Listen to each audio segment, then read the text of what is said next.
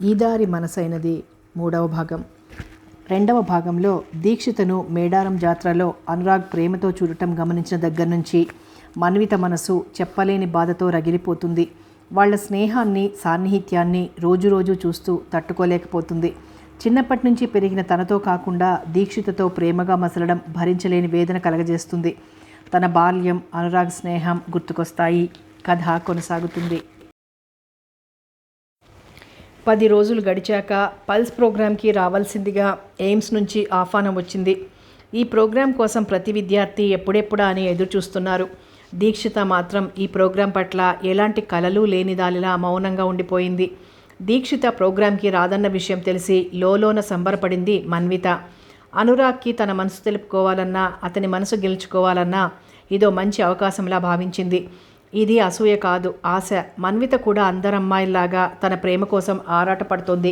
ఆ ఆరాటంలో కలిగిన చిన్న ఫీలింగే ఈ ఆనందం. ఆ టూర్లో దీక్షిత లేకుంటే అనురాగ్కి దగ్గరగా తిరగొచ్చు, మాట్లాడొచ్చు, మనసులో ఉన్నది చెప్పుకోవచ్చు. ఇది ఆమె ఆశ. ఇంతకన్నా ఏం కావాలి?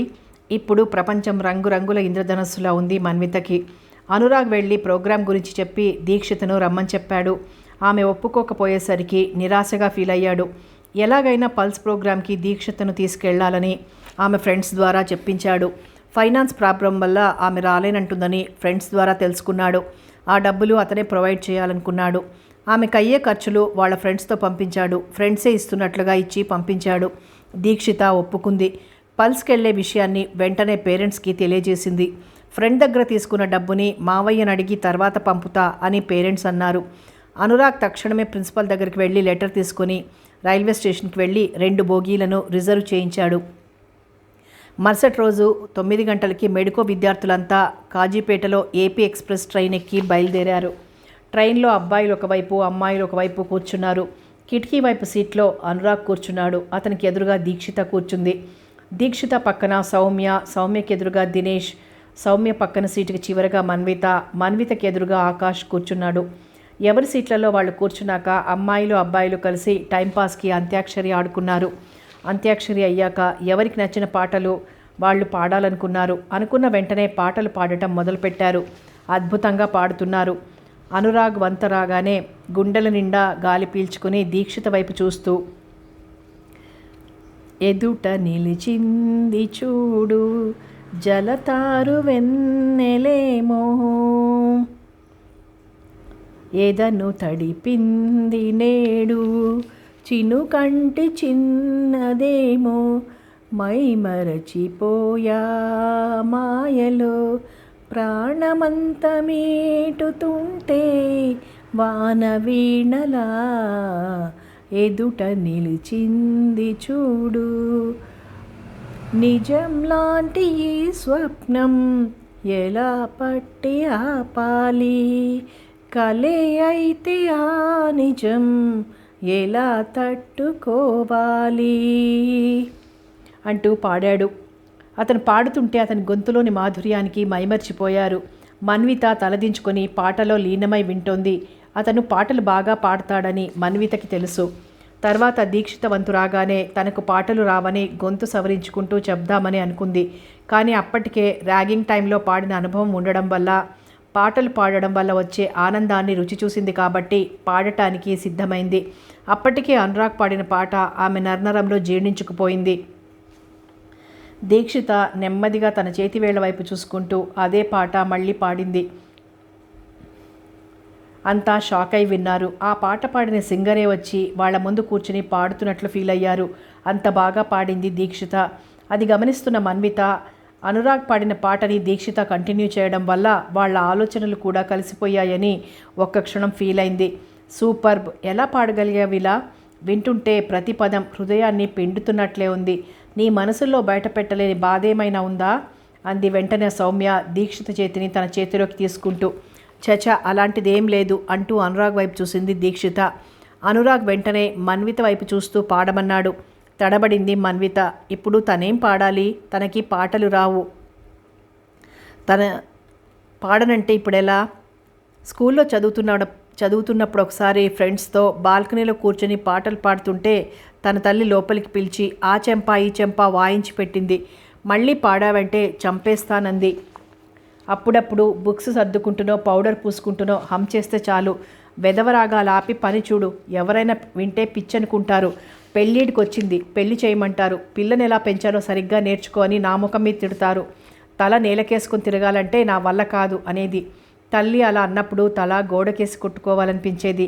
ఆ బాధలో వెళ్ళి తల్లితో ఎదురు తిరిగి ఎలా గెలవాలో చెప్పమని నానమ్మని అడిగేది. అప్పుడు నానమ్మ, నాకేం తెలుసు మనవరాలా, నేను బాల్యంలో ఉన్నప్పుడు మా పెద్దవాళ్ళు చిన్నపిల్లవి, నీకేం తెలియదు, మాట్లాడుకు అనేవాళ్ళు. యవ్వనంలోకి వచ్చాక మంచి చెడు తెలియదు, నోరు మూసుకొని కూర్చో అనేవాళ్ళు. ఇప్పుడు ఇక వృద్ధాప్యంలోకి వచ్చాక ముసల్దానివి, ఇప్పటి సంగతులు నీకేం తెలుసని మాట్లాడతావు, మాట్లాడకుండా కూర్చో అంటున్నారు. పుట్టి బుద్ధెరిగాక మాట్లాడే అవకాశమే రాని నా దగ్గర నీకు చెప్పేటంతటి మాటలు ఏముంటాయి చెప్పు అనేది పాపం నానమ్మ. మరి తను ఏం మన్విత ఆలోచిస్తున్నావు, ఏం పాడాలని సెలెక్ట్ చేసుకుంటున్నావా అంటూ నవ్వాడు దినేష్. నాకు పాటలు రావు, ప్లీజ్ నన్ను వదిలేయి అన్నట్లుగా ఇబ్బందిగా రిక్వెస్ట్ చేస్తున్నట్లు చూసింది మన్విత. అది గమనించి దినేష్ మన్వితను ఇబ్బంది పెట్టదలుచుకోలేదు. జీవిత ప్రయాణంలాగే ట్రైన్ ప్రయాణంలో కూడా అందరూ కలిసి ప్రయాణించాల్సిందే. పాటల ప్రోగ్రాం అయిపోగానే సంజన దంషరక్స్ ఆడదామని అడిగింది. దంషరక్స్ అంటే మూగు సైగలతో ఆడే ఆట. ఆ ఆటని ఎంతో ఉత్సాహంగా ప్రారంభించారు. అదయ్యాక సినిమాలో జోక్స్ చెప్పుకున్నారు. ఆ తర్వాత ఆర్మ్ రెజ్లింగ్ ఆడారు. ఆ ఆట ఎదురుగా ఎవరుంటే వాళ్లతో ఆడారు. అది ఎవరెవరంటే దీక్షిత, అనురాగ్, సౌమ్య, దినేష్, మన్విత, ఆకాష్. తనది అనురాగ్ ఎదురు సీటు కానందుకు జీవితంలో ఎప్పుడూ ఫీల్ కానంతగా ఫీల్ అయింది మన్విత. తన బ్రతుకంతా ఫీల్ అవుతూ బ్రతకడమే అయినందుకు లోలోన కుమిలిపోయింది. ఒక్క మన్విత తప్ప మిగతా అందరూ ట్రైన్ జర్నీని హ్యాపీగా ఎంజాయ్ చేస్తూ వెళ్తున్నారు. రామగుండం రాగానే థర్మల్ పవర్ స్టేషన్ని, గోదావరి నది ప్రవహించడాన్ని తిలకిస్తూ ట్రైన్లో టిఫిన్ తిని సిర్పూర్ కాగజ్ నగర్ చేరుకున్నారు. టైం 12 అయింది. మహారాష్ట్రలో ట్రైన్ జర్నీ చేయడం ఒక ప్రత్యేకమైన అనుభూతి అని చెప్పవచ్చు. చంద్రాపూర్, నాగ్పూర్ దాటిన తర్వాత ట్రైన్ కొండల క్రింద నుండి వెళ్తుండడంతో ట్రైన్లో చీకటి అలుముకొని లైట్స్ ఆఫ్ అయ్యాయి. అబ్బాయిలంతా ఒక్కసారి కేకలతో, ఉత్సాహవంతమైన అరుపులతో ఎంజాయ్ చేసుకుంటూ సమయం తెలియకుండా ప్రయాణాన్ని సాగిస్తున్నారు. రాత్రి 9-10 మధ్య డిన్నర్ ముగించుకొని ఎవరి బెర్త్ మీద వాళ్ళు నిద్రపోయారు. ఉదయం లేచేసరికి ట్రైన్ మహారాష్ట్ర కొండల్ని దాటుతోంది. కాలకృత్యాలు తీర్చుకొని టిఫిన్ చేసి మళ్ళీ అదే సందడి వాతావరణాన్ని క్రియేట్ చేసుకుంటూ జర్నీని ఎంజాయ్ చేసుకుంటూ వెళ్తున్నారు. ఇప్పుడు ఆడబోయే గేమ్లో మెడిసిన్తో టచ్ లేని క్వశ్చన్స్ వేసుకుంటూ ఆన్సర్స్ చెప్పుకోవాలనుకున్నారు. ఎందరో మహానుభావులు, అందరికీ వందనాలు అన్నది ఎవరు అని ప్రశ్నించాడు దినేష్. అక్కడున్న వాళ్ళెవరూ చెప్పలేకపోయారు. త్యాగరాజు అంది దీక్షిత. అంతా క్లాప్స్ కొట్టారు. మన జాతీయ గీతం రచించిన కవి అడిగాడు అనురాగ్ మన్విత వైపు చూస్తూ. ఆమె చెప్పలేకపోయింది. రవీంద్రనాథ్ ఠాగూర్ అంది దీక్షిత. మళ్ళీ క్లాప్స్. మహమ్మద్ ప్రవక్త ఏ తెగకు చెందినవాడు అన్నాడు ఆకాష్. సౌమ్య కానీ మన్విత కానీ చెప్పలేకపోయారు. కురైష్ తెగకి చెందినవాడు చెప్పింది దీక్షిత. వజ్రాలు ఏ ఎడారిలో దొరుకుతాయి అడిగాడు దినేష్. సౌమ్య ఏదో చెప్పింది, అది తప్పయింది. మన్విత కూడా తప్పే చెప్పింది. కలహారి ఎడారిలో దొరుకుతాయి అంటూ కరెక్ట్ ఆన్సర్ చెప్పింది దీక్షిత. కూచిపూడి ఆంధ్రప్రదేశ్లోని ఏ గ్రామంలో అవతరించింది అడిగాడు అనురాగ్. సౌమ్య ఆలోచిస్తుంటే మన్విత నా వల్ల కాదన్నట్లుగా చూసింది. వెంటనే కుచేలపురం అంటూ దీక్షిత చెప్పింది. అనురాగ్ ముఖం అదోలా అయింది. ఏమైంది మన్విత, నీకు ఒక్కదానికి కూడా సమాధానం చెప్పలేకపోయావు అన్నట్లుగా చూశాడు. అదేదో గ్రూప్స్ రాసి పోయినట్లుగా బాధపడ్డాడు. అతను దీక్షిత ఆన్సర్ చేసినందుకు సంతోషించకుండా మన్విత చెయ్యలేనందుకు బాధపడుతున్నాడు. మన్విత అతని కళ్ళకి ఇంకా స్కూల్లో చదువుతున్న 2 జళ్ళ అమ్మాయిలాగే ఉంది. సాయంత్రం 5 గంటలకి ఢిల్లీ చేరుకున్నారు. ముందే మాట్లాడుకున్న టూర్స్ అండ్ ట్రావెల్స్ వారి 2 బస్సులు రైల్వే స్టేషన్కి దగ్గరలో ఆగి ఉండడంతో స్టూడెంట్స్ అందరూ ఎక్కి పాయల్ ట్రావెల్స్ వాళ్ళు ఏర్పాటు చేసిన హోటల్లో బస చేశారు. అబ్బాయిలకి అమ్మాయిలకి ఎదురెదురు రూమ్లు ఇచ్చారు. ఆ రూమ్స్ చాలా హైలైట్గా ఉన్నాయి. ఆ రూమ్స్లో ఉన్న ఫోన్ ద్వారా అమ్మాయిల రూమ్స్కి డయల్ చేసి వాళ్ళని ఏడ్పించడం, నవ్వించడం చేశారు. ఈ విధంగా రాత్రి 12 గంటలైంది. అనురాగ్ మాత్రం వాళ్ళందరినీ పల్స్లో రిజిస్ట్రేషన్ చేయించే పని మీద బిజీగా తిరిగి రాత్రి 2 గంటలకు వచ్చాడు. ఇదంతా దీక్షిత గమనిస్తోంది. అతను కనిపించినప్పుడు ఆమెకేదో వెలితిగా ఉంటుంది. మన్విత అలసిపోయిన దానిలా తినగానే పడుకుంది. ఆ రోజు రాత్రి అలా గడిచిపోయింది. ఉదయం 4 గంటలకి లేచి జైపూర్కి అదే పాయల్ ట్రావెల్స్లో బయలుదేరారు. మధ్యాహ్నం 1 గంటకి జైపూర్ చేరుకున్నారు. బస్సులో కూడా అదే సందడి. జైపూర్లో అంబర్ కోట, పింక్ సిటీ, వాటర్ ప్యాలెస్ చూసి సాయంత్రం వరకు అక్కడే గడిపారు. అక్కడే డిన్నర్ పూర్తి చేసుకుని రాత్రి 8 గంటలకి జైపూర్ నుండి ఆగ్రాకి బయలుదేరారు. లాంగ్ జర్నీ కావటం వల్ల బస్లో బ్యాటరీస్ వేడెక్కి ఒక్కసారిగా పొగలు కమ్ముకున్నాయి. స్టూడెంట్స్లో అబ్బాయిలు మెలకువతో ఉండటంతో బస్ని ఆపి అందరినీ క్రిందకి దించి రోడ్డు మీద ఉన్న మట్టిని తెచ్చి నిప్పును ఆర్పారు. అందరిలో భయాందోళన. దీక్షిత భయంతో వణకటం గమనించాడు అనురాగ్. ఆమెను తన పక్కన కూర్చోబెట్టుకున్నాడు. దీక్షిత అభ్యంతరం చెప్పకుండా అతని పక్కన కూర్చుంది. ఆ రాత్రంతా అలాగే అతని భుజం మీద తలపెట్టుకొని పడుకుంది దీక్షిత. మన్విత అటు ఇటు చూసి ఆలోచిస్తున్నంతలో బస్ కదలడంతో ఎక్కి కూర్చుని ఆ కంగారులో, ఆ భయంలో ఎవరెక్కడున్నారో చూసే ఓపిక లేనట్లు కళ్ళు మూసుకుంది. దీక్షితకి అనురాగ్ స్పర్శలో ఆకుల పచ్చదనంపై వెన్నెల కురుస్తున్న అనుభూతి, నిర్మలమైన నీటి సరస్సు పై తేలివస్తున్న గాలి ఒక్క ఉదుటన చుట్టుముట్టిన హాయి, ఈ క్షణాలు ఇలాగే నిలిచిపోయి ఎప్పటికీ ఇదే ఆనందం శాశ్వతమైతే బావుండు అన్న భావన కలిగింది. ఉదయం 10 గంటలకి ఆగ్రా చేరుకున్నారు. ట్రావెల్స్ వాళ్ళు ఏర్పాటు చేసిన హోటల్లో వారి వారి లగేజీలతో వెళ్ళి రిలాక్స్ అయ్యారు. మధ్యాహ్నం 12 గంటలకి ఆగ్రా నుండి బయలుదేరి మదురై చేరుకున్నారు. అక్కడ కృష్ణ భగవాను దర్శనం చేసుకుని మళ్ళీ ఆగ్రాకు చేరుకున్నారు. ఆగ్రాలో ముందుగా ఆగ్రా పోర్టుకెళ్ళి షాజహాన్, ఔరంగజేబ్ గురించి తెలుసుకుంటూ అక్కడున్న కోటను, ఆ నిర్మాణంను చూసుకుంటూ ముందుకెళ్తూ కోట పైకెక్కారు.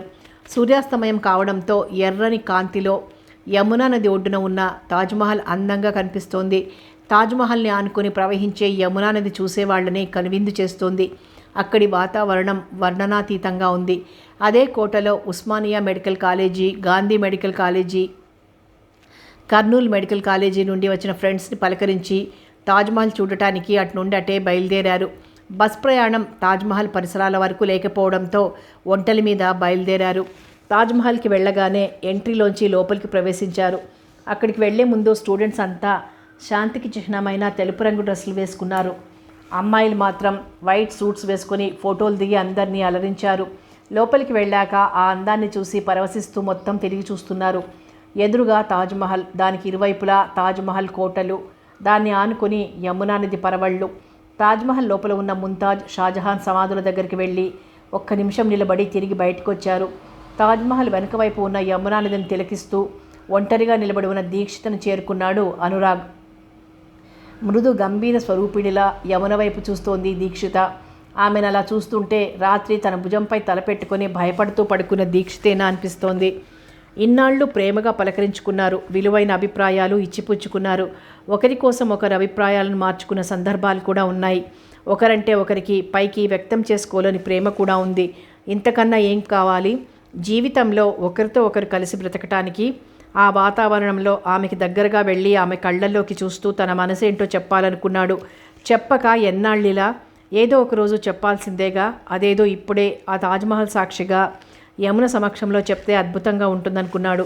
దగ్గరగా వెళ్ళి హాయ్ దీక్ష అన్నాడు. ఎప్పుడో తప్ప అతను దీక్ష అనడు. గమనించింది దీక్షిత. దీక్షిత కమాన్ అంటూ అరిచింది సౌమ్య. అక్కడ ఆమెకేదో వింత కనిపించినట్లుంది. అది దీక్షితకి చూపించాలనే ఆ పిలుపు. ఆ పిలుపు విని సౌమ్యనే చూస్తూ ఎక్స్క్యూజ్ మీ అని అనురాగ్తో చెప్పి అతను విడిచి వెళ్ళాలని లేకపోయినా వెళ్ళింది దీక్షిత. ఒంటరిగా అలాగే యమునా నది వైపు చూస్తూ నిలబడిపోయాడు అనురాగ్. ఎప్పుడు చూసినా ఫ్రెండ్స్తోనో లేక ఏదో ఒక పని చేస్తూనో హుందాగా బిజీగా తిరిగే అనురాగ్ అలా ఒంటరిగా కనిపించడంతో మన్విత పరిగెత్తుతున్నట్లే ఒక్క అంగలో అతన్ని చేరుకుంది. అతన్ని అలా చూడగానే ఏవో ఊహలు ఆమెను చుట్టుముట్టి అతనికి ఐ లవ్ యూ చెప్పమని తొందర చేశాయి.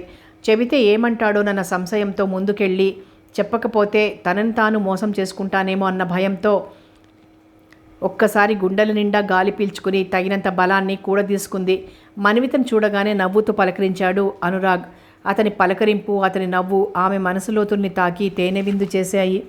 ఎవరి సమక్షమైతే ఆనందాన్ని ఇస్తుందో, ఎవరి మాటలు వింటుంటే పులకింత పుడుతుందో వాళ్ళ సహచర్యంలో బ్రతకాలని ఎవరికైనా ఉంటుంది. ఇక ఆపుకోలేక అనురాగ్ నేను ఎప్పటి నుండో అంటూ ఆమె మనసులోని మాటలు పెదవి దాటే లోపలే ఏదో పని మీద దినేష్ వచ్చి అనురాగ్ని తీసుకెళ్లాడు. అతను అలా వెళ్ళగానే అక్కడో క్షణం కూడా నిలబడాలనిపించక వచ్చేస్తుంటే ఏంటి మన్విత అప్పుడే వస్తున్నావు? ఏదో చెప్పేదానిలా పరిగెత్తుకుంటూ అనురాగ్ దగ్గరికి వెళ్ళావుగా, ఇంతకీ ఏం చెప్పాలని వెళ్ళావు అంటూ ఉడికించింది సౌమ్య. ఏం లేదు అంది మన్విత అసహనాన్ని దాచుకుంటూ పొడిగా. ఏదో ఉంది, చెప్పి తీరాలి, నేను ఒప్పుకోను. నువ్వేదో చెప్పాలనే వెళ్ళావు అంది పట్టుదలగా. నీ మనసు నాకు తెలుసు అన్నట్లుగా. అవును, చెప్పాలనే వెళ్ళాను అంది. ఉత్సుకత పెరిగింది సౌమ్యలో. భారత్కు ఒక జాతీయ పతాకాన్ని, జాతీయ గీతాన్ని, జాతీయ పక్షిని, జాతీయ జంతువును, జాతీయ పుష్పాన్ని గుర్తించినట్లే భగవద్గీతను కూడా జాతీయ ధర్మశాస్త్రంగా గుర్తించాలని అనుకుంటున్నారట. అది చెప్పాలని వెళ్ళాను. ఈ లోపల దినేష్ వచ్చి అనురాగ్ని తీసుకెళ్లాడు అంటున్న మన్విత కళ్లల్లోని చెమరింపు సౌమ్య హృదయాన్ని పిండింది. ఆగ్రా నుంచి ఢిల్లీకి చేరుకున్నారు. ఆ రాత్రికి హోటల్లో ఫ్రెషప్ అయిన తర్వాత AIIMS all India institute of medical సైన్సెస్కి బయలుదేరారు. అక్కడికి చేరుకోగానే ఆర్గనైజర్స్ ఐడెంటిటీ కార్డు ఇచ్చారు. ఆల్ ఇండియాలో ఎన్ని మెడికల్ కాలేజీలు ఉన్నాయో ఆ కాలేజీల స్టూడెంట్స్ అంతా వచ్చారు. వాళ్ళంతా ఎయిమ్స్ ఆడిటోరియంలో జరుగుతున్న ప్రోగ్రాంకి వెళ్ళారు. ఆడిటోరియంకి ప్రవేశించగానే అమ్మాయిలకి, అబ్బాయిలకి భుజాలు, చేతుల, వీపుల మీద టాటూ మార్క్స్ వేస్తున్నారు. అక్కడ ఆ ఎన్విరాన్మెంట్ కొత్తగా అనిపించింది. అక్కడ పద్మశ్రీ డాక్టర్ ప్రకాష్ కొఠారి గారి శిష్యులు ఒక టాపిక్ ఇచ్చి ఓన్లీ ఫ్యూచర్ టెన్స్లో ఎవరు ఎంతసేపు మాట్లాడతారో తోటి పార్టిసిపెంట్స్ అబ్జెక్షన్ చెప్పనంత వరకు మాట్లాడాలి. అలా 10 టాపిక్స్ ఇచ్చి వాటి మీద వివిధ రకాలైన సంభాషణలు జరిగి అక్కడ బాగా ఎంజాయ్ చేశారు. రాత్రి 8 కావడంతో డిన్నర్ ముగించుకొని గ్రౌండ్స్కి బయలుదేరారు. అక్కడ బాస్కెట్బాల్ గేమ్స్ చూస్తూ ఎంజాయ్ చేస్తూ తర్వాత మొదలవబోయే ఫ్యాషన్ షో గురించి చర్చించుకుంటుండగానే 11 గంటలకి ఫ్యాషన్ షో స్టార్ట్ అయింది. ఫ్యాషన్ షోలో ఫస్ట్ బ్లెజర్స్ రౌండ్, తర్వాత సినిమా రౌండ్, అలా ఒక్కో వెరైటీతో ఫ్యాషన్ షో కంటిన్యూ అవుతుంటే వాళ్ళంతా ఎంజాయ్ చేస్తూ నిలబడి చూస్తున్నారు. అప్పటికి రాత్రి 12 అయింది. డిస్కో స్టార్ట్ అవ్వబోతోందని ఆర్గనైజర్స్ అనౌన్స్ చేశారు. అక్కడ బాగా ఎంజాయ్ చేశారు. ప్రొటెక్షన్ కోసం ఆర్గనైజర్స్ డిస్కోలో తిరుగుతున్నారు. అప్పటికి చాలా అలసిపోయి ఉండడంతో హోటల్కి చేరుకున్నారు. అబ్బాయిలకి, అమ్మాయిలకి సెపరేట్ రూమ్స్ ఇచ్చారు. అనురాగ్ రూమ్కి దీక్షిత రూమ్ ఎదురుగా ఉండడంతో ఆ రాత్రంతా మన్వితకి నిద్ర పట్టలేదు. ఉదయాన్నే టిఫిన్ తిని షాపింగ్కి వెళ్ళారు. రాత్రికి హోటల్కి వచ్చారు. మళ్ళీ వాళ్ళు పల్స్ ప్రోగ్రామ్కి బయలుదేరవలసిందిగా ఆర్గనైజర్స్ ఇన్ఫామ్ చేశారు. ఆ రాత్రికి కూడా అవే ప్రోగ్రామ్స్ కంటిన్యూ అయ్యాయి. ఒక 10 మంది విద్యార్థులు ఉదయం 7 గంటల వరకు డిస్కోలోనే ఉండటంతో సిమ్లాకు బయలుదేరటం ఆలస్యమైంది. ఉదయం 8 గంటలకి సిమ్లాకి బయలుదేరారు. రాత్రి 11 గంటలకి సిమ్లాకు చేరుకున్నారు. అక్కడ వాతావరణం చల్లగా అనిపిస్తూ మంచు కురుస్తూ వాళ్లను వణికిస్తోంది. డిన్నర్ ముగించుకున్నాక ట్రావెల్స్ వాళ్ళు క్యాంప్ ఫైర్ ఏర్పాటు చేశారు. క్యాంప్ ఫైర్కి అటువైపు అబ్బాయిలు, ఇటువైపు అమ్మాయిలు కూర్చుని ఆ మంటతో చలి కాచుకుంటూ అంత్యాక్షరి సింగింగ్ చేస్తుంటే అబ్బాయిలు డ్యాన్స్ చేస్తూ ఆ వాతావరణాన్ని ఉత్సాహంగా మార్చారు. ఉదయాన్నే లేచి కొండల మీదున్న టెంపుల్కి గుర్రాల మీద బయలుదేరారు. గుర్రాలపై వెళ్తున్నప్పుడు దారిలో పొడవైన యూకలిప్టస్ చెట్లు ఆకాశాన్ని తాకుతూ కనిపించాయి. చలితో దట్టమైన మంచు భూమి మీద తిరిగే మేఘాల్లా మనుషుల్ని తాకుతున్నాయి. అదో వింత అనుభూతిని కలిగించింది. దైవ దర్శనం అయ్యాక బయటకొచ్చి పక్కనే ఉన్న యాపిల్ తోటలో కూర్చొని మంచు కొండల్ని చూస్తూ కబుర్లు చెప్పుకుంటూ కాలక్షేపం చేశారు. సౌమ్య జోకులు, దినేష్ అల్లరి అంతా ఇంత కాదు. సాయంత్రం 3 గంటలకి సిమ్లా నుండి డెహ్రాడూన్ పైగా ముస్సోరీకి బయలుదేరారు. 84 కిలోమీటర్ల ఘాట్ రోడ్డుపై ప్రయాణిస్తూ మధ్య మధ్యలో భయాన్ని దాచుకోవడం కోసం అరుపులు, కేకలు మొదలుపెట్టారు. సాయంత్రం 6 గంటలకి ముస్సోరీ చేరుకున్నారు. స్నాక్స్ తిని టీ తాగి షాపింగ్కి బయలుదేరారు. రాత్రికి క్యాంప్ ఫైర్ దగ్గర బాగా ఎంజాయ్ చేసి ఉదయాన్నే టిఫిన్ ముగించుకొని వాటర్ ఫాల్స్ చూడటానికి వెళ్లారు. అక్కడ రోప్వేలో కూర్చొని ఒక కొండపై నుండి ఇంకో కొండపైకి వెళ్తూ వాటర్ ఫాల్స్లోంచి పడ్డ నీళ్లని స్విమ్మింగ్ పూల్లోకి ఎలా పంపుతున్నారో చూశారు. అక్కడ ఆ వాటర్ ఫాల్స్ కింద అబ్బాయిలు స్నానం చేస్తూ ఎంజాయ్ చేశారు. లంచ్ ముగించుకొని కులు మనాలికి బయలుదేరారు. బస్లోంచి చూస్తుంటే అటుపక్క కొండలు, ఇటుపక్క కొండలు ఉన్నాయి. ఆ కొండలపైన ఉన్న మంచు కరిగి మధ్యలో ఓ నదిలా ప్రవహిస్తోంది. ఇక్కడ కూడా ఘాట్ రోడ్డు ప్రయాణమే. అక్కడ కళ్లకు కనిపిస్తున్న ప్రతి ప్రదేశం వర్ణనాతీతంగా ఉంది. నైట్ మనాలి ఇన్ హోటల్లో బస చేశారు. ఉదయాన్నే లేచి బయటికి రాగానే సూర్యోదయం ఎర్రగా మెరుస్తూ కనిపిస్తూ కనువిందు చేస్తుంటే అనురాగ్, దీక్షిత ఆ హోటల్ ముందు కూర్చుని ప్రవహిస్తున్న నీటిలో కాళ్ళు పెట్టుకుని కూర్చున్నారు. వాళ్ళిద్దరికీ ఆ హోటల్ చుట్టూ ఉన్న కొండల్లోంచి వస్తున్న ఆ నీటిపాయను చూస్తూ కబుర్లు చెప్పుకోవడం అద్భుతమైన అనుభూతిని కలిగిస్తోంది. మధ్యాహ్నం 12 గంటలకి కులు మనాలి నుండి రోహ్తన్ పాస్కి బయలుదేరారు. మంచు కొండల్లో 2 గంటలు ప్రయాణం చేసి రోహ్తన్ పాస్ చేరుకున్నారు. అక్కడ దిగగానే చలికి తట్టుకోవటం కోసం ప్రత్యేకమైన దుస్తుల్ని, గ్లౌజుల్ని రెంట్కి తీసుకున్నారు. అబ్బాయిలందరూ నడిచి మంచుకొండలపైకి ఎక్కారు. కొండపైకి వెళ్తున్న కొద్దీ ఆక్సిజన్ సరిపోదు కాబట్టి ఆయాసం వస్తుందని అమ్మాయిల్ని గుర్రాలపై రమ్మన్నారు. నా వల్ల కాదు, నేను పైకి రాను, ఇక్కడే ఉంటానంటూ మన్విత ఓ చోట కూర్చుంది. ఇంకా కొంతమంది అమ్మాయిలు కూడా అలాగే అన్నారు. దీక్షిత మాత్రం పైకి వెళ్ళింది. అక్కడికి వెళ్ళాక అబ్బాయిలు అమ్మాయిలు మంచుగడ్డలతో ఆడుకున్నారు. క్లాస్మేట్స్ అయినందువల్ల వాళ్లలో ఎటువంటి నెగిటివ్ ఫీలింగ్స్ లేనందువల్ల ఆ వాతావరణాన్ని చాలా బాగా ఎంజాయ్ చేస్తున్నారు. అనురాగ్ ఆ మంచుతో ఒక బొమ్మను చేసి ఆ బొమ్మకి తన ఊపిరితో జీవం పోసి ఆ బొమ్మ చేతిలో ఒక లవ్ సింబల్ పెట్టి ఆ సింబల్లో తన మనసును నింపి దీక్షితకి ఇచ్చి ప్రపోజ్ చేశాడు. ప్రకృతిలో ప్రతి అణువు తమని ఆశీర్వదిస్తున్నట్లే అతని ఊహ. దీక్షిత తన అందమైన కనుదోయిని ఆ బొమ్మపై నిలిపి ఇన్ని రోజులు తన తల్లిదండ్రులు పిల్లల చదువులు ఒక దారికి రాలేదని బాధపడుతుండడం వల్ల, అన్నయ్య మహదీర్ MBA పూర్తయి జాబ్ సర్చింగ్లో ఉండటం వల్ల తన ప్రేమ విషయం తెలిస్తే డిస్టర్బ్ అవుతారని ఎటూ తేల్చుకోలేకపోయింది. కానీ ఇప్పుడు మహదీర్కి వరంగల్లోనే మంచి కంపెనీలో జాబ్ వచ్చింది. తల్లిదండ్రులు కూడా ఇప్పుడిప్పుడే కాస్త రిలీఫ్గా ఫీల్ అవుతున్నారు. ఇంకా తనకి అభ్యంతరం ఏముంటుంది? అనురాగ్లో లేని క్వాలిటీ కానీ తనకి నచ్చని హాబీస్ కానీ ఏమున్నాయి? అంతా ఓకే అని తనలో తాను ఆలోచించుకుంటుంటే ఒక్క క్షణం అనురాగ్ కంగారుపడి నీకిష్టం లేకపోతే అంటూ బొమ్మ మీద చేయి వేశాడు. తన విలువైన జీవితం ఎక్కడ చేయి జారిపోతుందోనని ఆతృతగా తనకిష్టమే అన్నట్లుగా అతని చేయి మీద చేయి వేస్తూ ఈ అద్భుతమైన క్షణాల కోసమే ఎదురుచూస్తున్న దానిలా అపురూపంగా అపూర్వంగా నవ్వింది. ఆ చూపు, ఆ నవ్వు అనురాగ్కి జీవితంలో ఎప్పుడూ మర్చిపోలేని విధంగా హత్తుకుపోయాయి. గుప్పెడు అనుభూతి కోసం హృదయాన్ని పోగొట్టుకునే ఏ క్షణమైనా మధురమైందే. ప్రతి క్షణం ఆ అనుభూతిలో మునగాలని ఎవరికైనా ఉంటుంది. ఆ అనుభూతిని కోరుకుంటూ ఆ బొమ్మను కరిగిపోకుండా జాగ్రత్తగా పట్టుకున్నారు. సాయంత్రం 4 గంటలకి ఇంట్రెస్ట్ ఉన్నవాళ్ళు అక్కడే ఉన్న పారాషూట్లను ఎక్కారు. 6 గంటలకి హోటల్కి వచ్చాక కొంతమంది అబ్బాయిలు అమ్మాయిలు రివర్ రాఫ్టింగ్ చేశారు. తరువాత పక్కనే ఉన్న ఇండో టిబెట్ జవాన్స్ ట్రైనింగ్ సెంటర్ని చూసి ఉదయం 6 గంటలకి హరిద్వార్ చేరుకున్నారు. హోటల్లో ఫ్రెషప్ అయ్యి టెంపుల్కి బయలుదేరారు. టెంపుల్కి వెళ్లే దారిలో గంగా నది పరవళ్లు తొక్కుతూ తన మధ్యలో ఉన్న శివుని పాదాలు తాకుతూ వేగంగా ప్రవహిస్తూ ఆ టెంపుల్ ఉన్న కొండలోంచి వెళ్తోంది.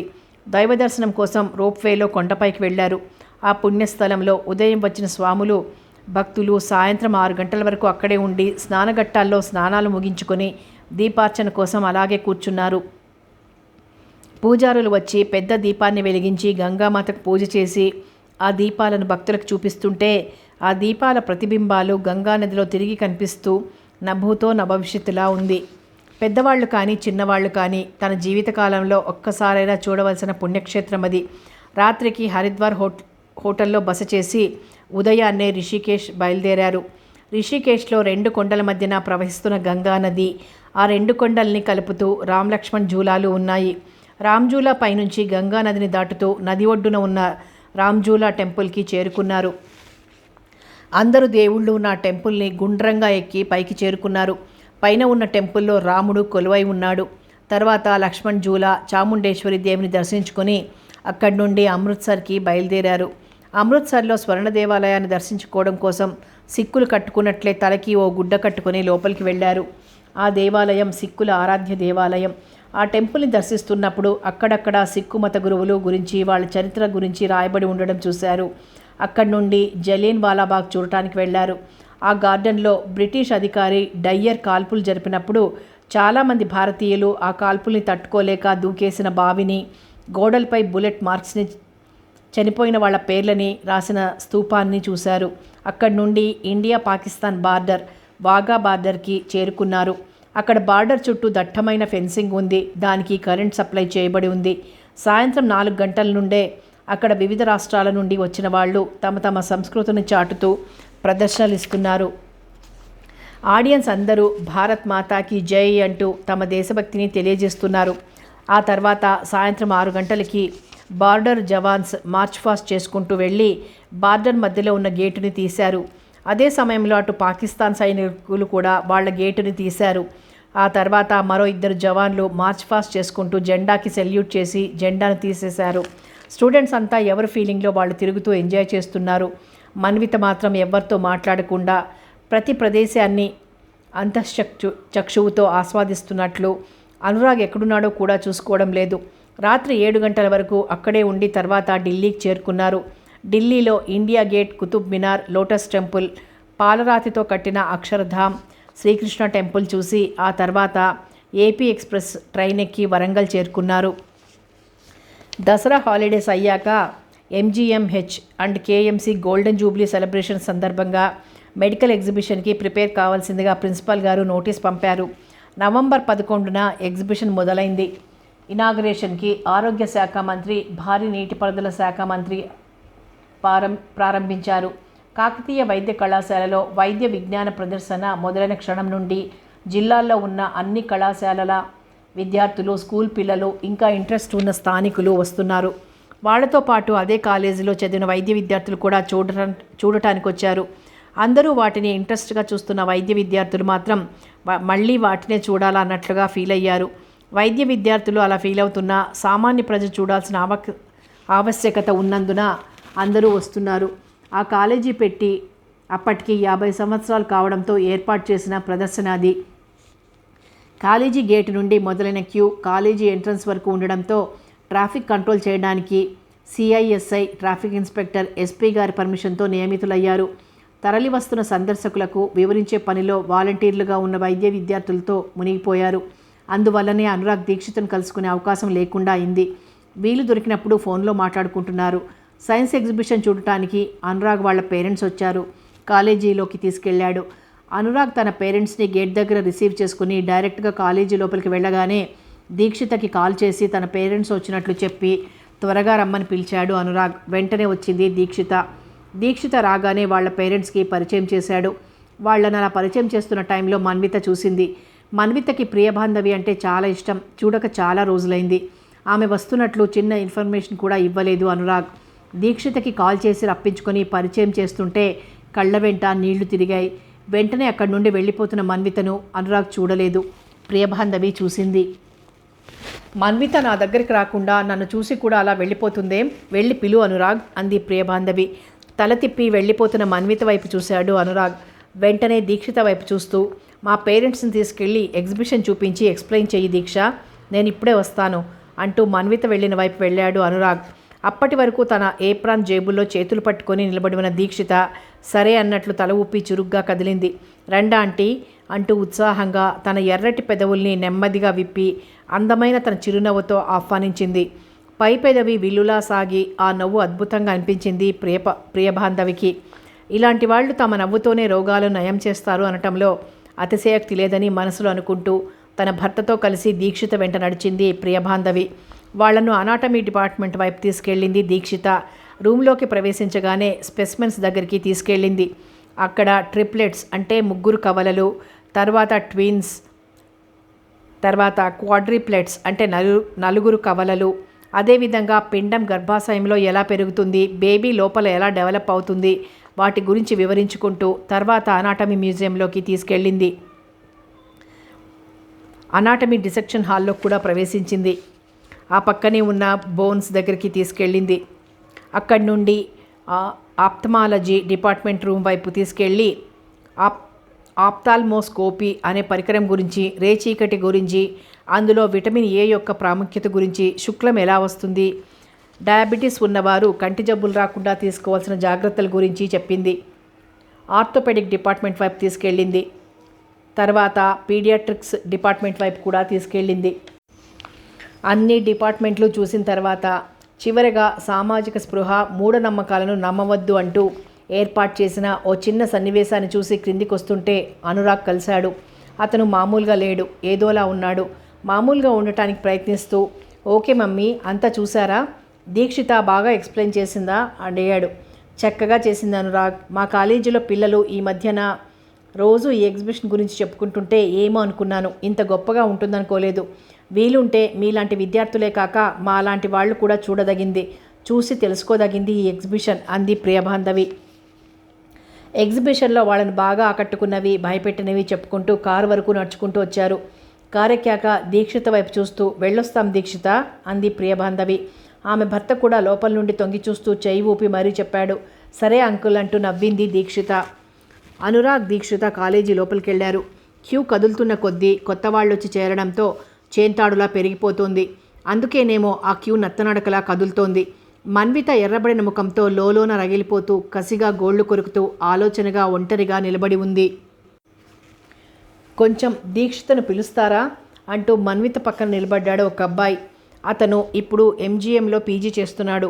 అతన్ని సరిగ్గా చూడకుండానే దీక్షిత పేరు వినగానే చంపేస్తాను నిన్ను అంటూ అతని వైపు కోపంగా చూసింది మన్విత. ఆమెకి తన కోపాన్ని ఎవరి మీద చూపించాలో అర్థం కాక అతను కనిపించగానే అతని మీద చూపించింది. కానీ మన్విత తిరిగి చూడగా అతను తనని ఫస్ట్ ఇయర్లో సరదాగా ర్యాగింగ్ చేసిన ధీరజ్. షాక్ అయ్యాడు ధీరజ్. తనేమన్నాన్ని చంపేస్తానంటోంది. దీక్షితను పిలవమన్నాడు అంతేగా. ఆలోచనగా మన్వితనే చూస్తూ అతను నిలబడ్డ తీరుకి తడబడింది మన్విత. వాళ్ళంతా ఎంజీఎం పోస్టింగ్స్కి వెళ్ళినప్పుడు అతను అక్కడ కనిపిస్తుంటాడు, కానీ అతనితో పరిచయం లేదు. సారీ అంది ధీరజ్ వైపు చూస్తూ. అతను ఏమాత్రం కదల్లేదు. పైగా ఆమెకు అటు ఇటు కదలటానికి వీల్లేనట్లుగా నిలబడ్డాడు. నేలలోకి ఊడలు దిగిన మర్రి చెట్టులా ఇంతయి అంతయి అన్నట్లుగా నిలబడ్డాడు. మన్విత తక్కువేం కాదు. 5.5 అడుగుల ఎత్తుండి ఇంపైన వంపు సొంపులతో బలమైన బంగారు కడ్డీలా ఉంటుంది. అయినా అతని ఒడ్డు పొడవు ముందు ఆఫ్టర్ ఆల్ నేనంత అన్నట్లుగా అతని ముందు నిలబడక తప్పడం లేదు. డాక్టర్లు ప్రాణం పొయ్యాలి కానీ చంపడం ఏంటి, తప్పు కదా అంటూ ఆమె ముఖంలోకి కూల్గా చూశాడు. అతన్నే చూస్తూ మీరు కాస్త పక్కకు తప్పుకుంటే నా కాళ్ళకి బుద్ధి చెప్తాను మహాప్రభో, నన్ను వదిలేయి, ఏదో కోపంలో పొరపాటున అన్నాను అన్నట్లుగా తన 2 చేతుల్ని పైకి లేపి దండం పెడుతున్నట్లు చప్పుడొచ్చేలా కలిపి క్షణంలో అక్కడి నుండి తప్పుకుంది. ధీరజ్కి అర్థం కాక బ్రుకుటి ముడిచి వెళ్తున్న ఆమెనే చూస్తూ నిలబడ్డాడు. సందర్శకులకు వివరించే పనిలో ఉన్న దీక్షిత తన మొబైల్ని ఆఫ్ చేసి ఉండడంతో చాలాసేపటి నుండి ఆమె మొబైల్కి కాల్ వెళ్ళటం లేదు. దూరం నుండి ధీరజ్ని గమనించి వచ్చింది దీక్షిత. ఎగ్జిబిషన్ చూడటానికి వచ్చిన తన పేరెంట్స్ని లోపలికి తీసుకెళ్ళి ఎక్స్ప్లెయిన్ చేయమని దీక్షితతో చెప్పాడు ధీరజ్.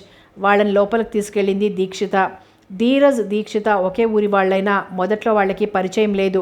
ఒకరోజు మల్లారెడ్డి లెక్చరర్ ధీరజ్తో మా ఊరి అమ్మాయి దీక్షిత కేఎంసీలోనే మెడిసిన్ చేస్తోంది ధీరజ్, ఆమె నా శిష్యురాలు, తనకి సబ్జెక్ట్ పరంగా ఏదైనా అవసరమైతే హెల్ప్ చెయ్యి అన్నాడు. అప్పటి నుండి హాస్పిటల్లో దీక్షితకి ఏ డౌట్ వచ్చినా క్లారిఫై చేస్తుంటాడు. వెళ్తున్న ధీరజ్ని చూస్తూ ఎవరే అతను, మన పీజీ కదూ, ఏంటంత స్పెషల్గా మాట్లాడుతున్నాడు నీతో అంది సంజన. మన్విత మూడంతా అనురాగ్ మీదుంది. మూడౌట్లో ఉన్న మన్విత వెంటనే మాట్లాడలేదు. సంజనకి ఏదైనా అడిగినప్పుడు వెంటనే సమాధానం రావాలి, లేకుంటే వాళ్ళ సమాధానం తన సమాధానం అన్నీ తనే మాట్లాడేస్తుంది.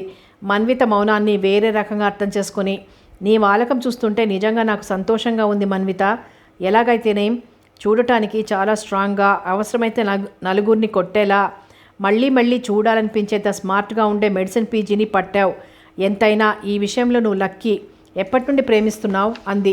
ఆ మాటలు వినగానే తన ప్రేమను అనురాగ్కి తప్ప ఇంకెవ్వరికీ పంచలేనన్నట్టుగా మన్విత చేత్తో తలకేసి కొట్టుకొని ఉరిమి చూస్తూ వేలు చూపించి చంపేస్తా నిన్ను ఆ మాట అన్నావంటే అంది.